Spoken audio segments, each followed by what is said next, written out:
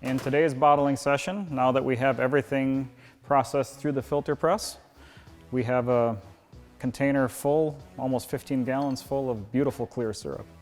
And I just got done checking the density again. It did not change from the time it left the warming pan because we kept things closed and we moved it along pretty well. And as you can see, we're holding it at about 180 degrees Fahrenheit. This is when it's very important to keep the temperatures under control. We don't want to raise the temperature much above 190. If we reach that 193 degree Fahrenheit zone, we start risking precipitating more sugar sand. We will never heat this syrup with direct flame. We'll never put it on an electric burner directly. We're heating it with steam. We have in this case, an electric heating element heating the water bath underneath it. And that's what's heating the syrup. So it's being heated gently by steam. That's very important.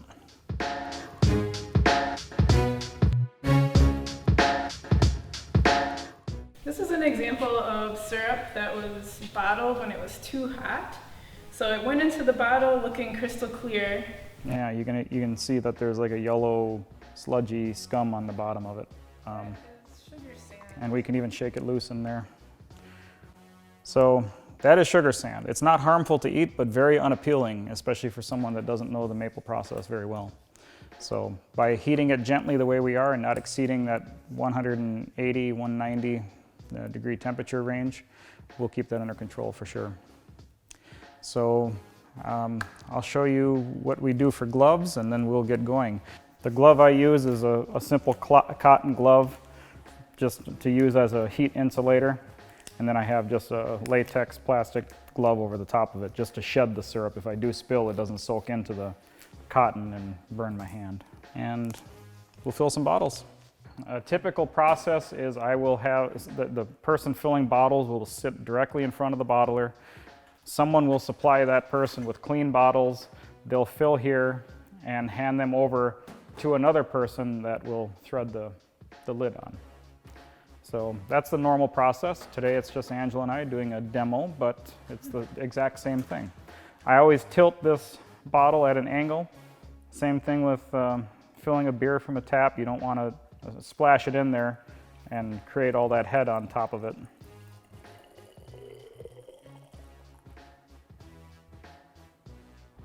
Fill it up all the way. I typically only use one glove because I'm only touching the hot product with one hand.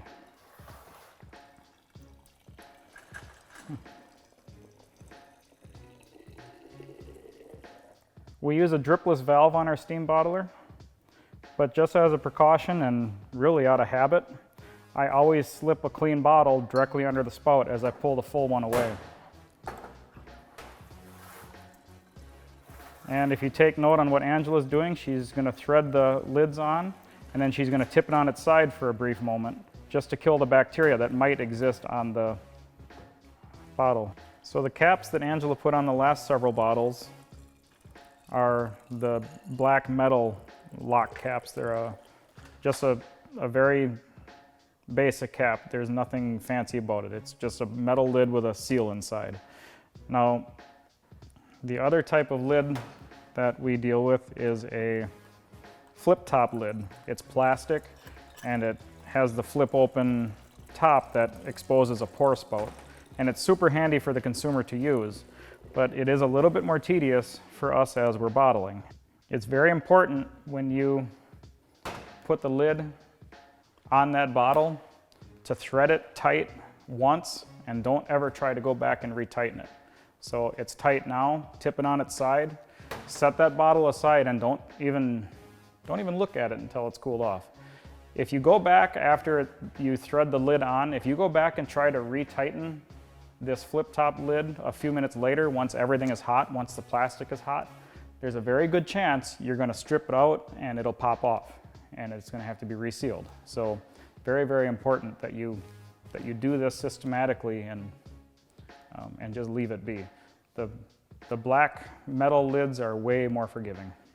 We have on this Tomlinson valve on this steam bottler a valve reducer. And when I pull this bottle away, you'll see it.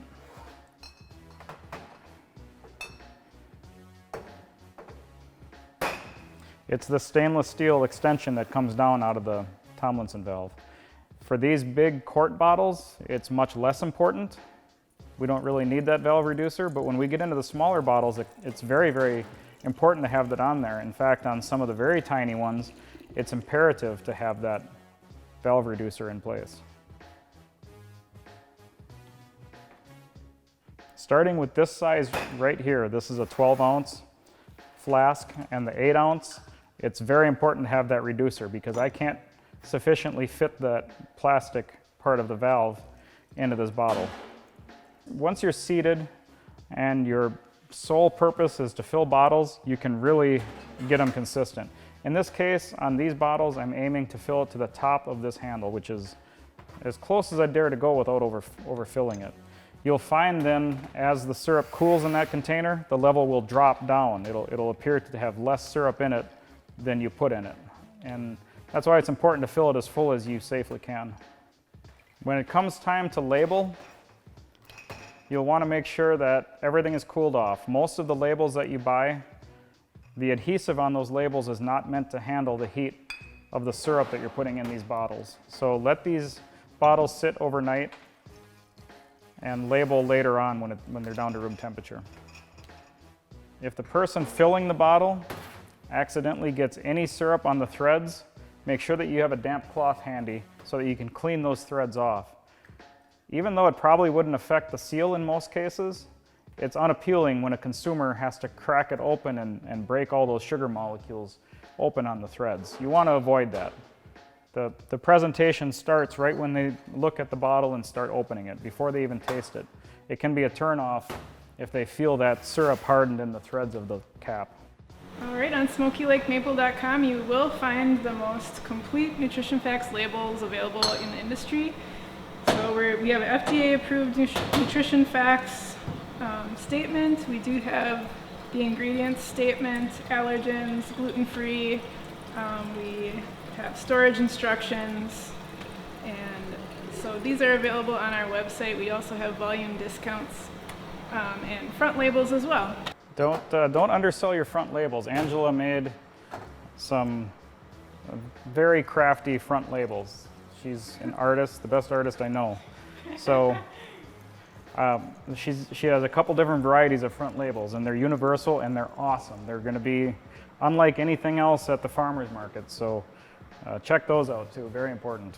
Also, on SmokyLakeMaple.com, you can use promotion code HAPPYMAPLE to receive 15% off any stainless steel filter press from Smoky Lake.